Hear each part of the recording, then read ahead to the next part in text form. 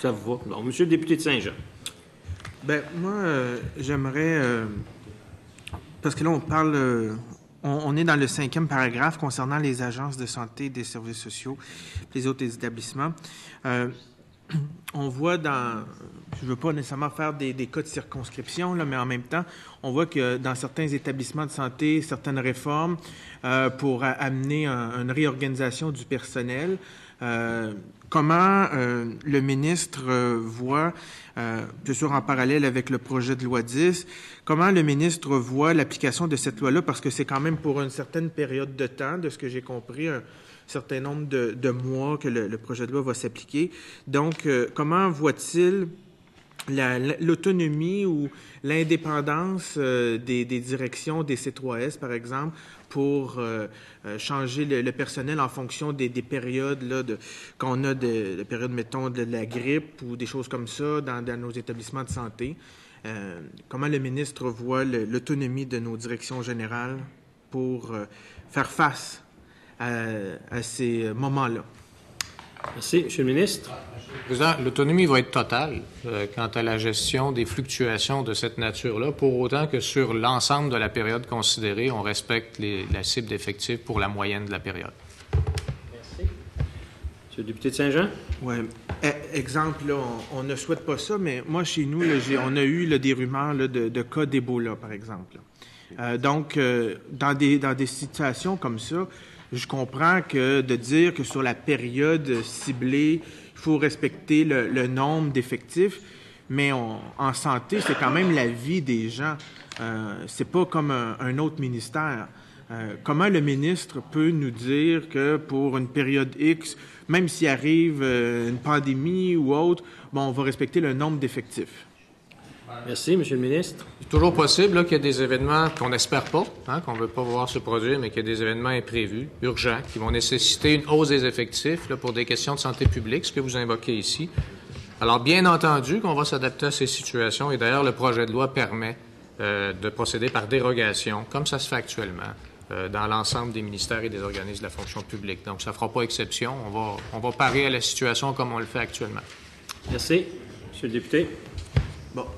Dans un autre cas où, encore, vous allez dire que j'ai beaucoup de choses dans ma circonscription, mais effectivement, ça bouge beaucoup. Circonscription.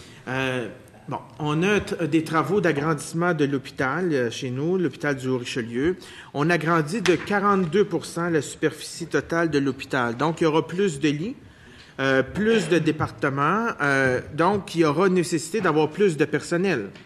Comment le ministre prévoit l'application de cette loi-là quand il y a des agrandissements de ce genre-là dans nos hôpitaux ou dans nos autres centres de santé?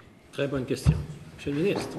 Oui, excellente question en effet. Alors, dans la mesure où il y a des développements qui ont été autorisés, qui nécessitent des effectifs qui ont été autorisés, ils seront autorisés. Merci.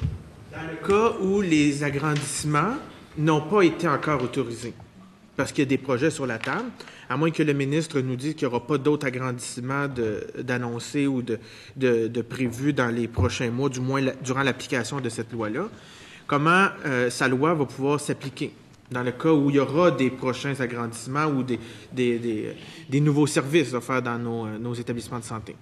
Monsieur le ministre. D'ailleurs, il y a le principe de respecter l'enveloppe, mais cette enveloppe-là tient compte des développements en cours et qui ont été autorisés. Et si on autorise la construction d'un nouvel hôpital au cours des prochains mois, compte tenu des délais normaux, soit dit en passant, et je ne pense pas qu'il y ait un problème avec le gel des effectifs jusqu'à la fin 15-16. Ça prend un certain temps entre mettre un projet à l'étude, le faire passer en planification, le faire passer en réalisation, faire toute la construction. Donc, le cas de figure est important, celui que vous soulevez, mais il va être accommodé dans la mesure où, effectivement, ça fait partie des plans d'agrandissement qui sont en cours et autorisés. Merci. Monsieur le député de Saint-Jean. Merci, Monsieur le Président. Dans le cas où on a, par exemple, encore chez nous, des CHSLD en PPP, donc c'est des partenariats public-privé, est-ce qu'ils sont inclus dans ce projet de loi-là? Monsieur le ministre. La réponse est oui. D'accord. D'accord. Donc, dans le cas où il y a la règle pour l'augmentation éventuelle, mettons, de lits va aussi s'appliquer dans ce cas-là, donc des nouveaux... si besoin est, il y aurait une dérogation si on doit augmenter le nombre de lits dans ces CHSLD-là. Pardon, CHSLD-là. Merci. Monsieur le député. Monsieur le Président, les dérogations ne seront jamais automatiques. Il faut qu'elles soient justifiées. Alors, je répéterai que lorsqu'on va attribuer l'enveloppe au réseau de la santé, il tient compte de l'état actuel et du développement prévu au cours de la période et autorisé. Merci. Monsieur le député. Dans le cas où des C3S font l'achat ou utilisent des lits en ressources intermédiaires ou dans d'autres établissements, on a souvent dans des résidences de personnes âgées, par exemple, est-ce que il y aura aussi une application de cette loi-là pour les ententes de services pour le personnel, parce qu'il y a quand même un lien avec les C3S. Donc, dans certains cas, c'est les employés du C3S qui vont offrir ces services-là dans ces ressources-là qui sont externes. Donc, est-ce que le ministre peut nous répondre à la question si ça va s'appliquer pour ces ressources intermédiaires ou autres?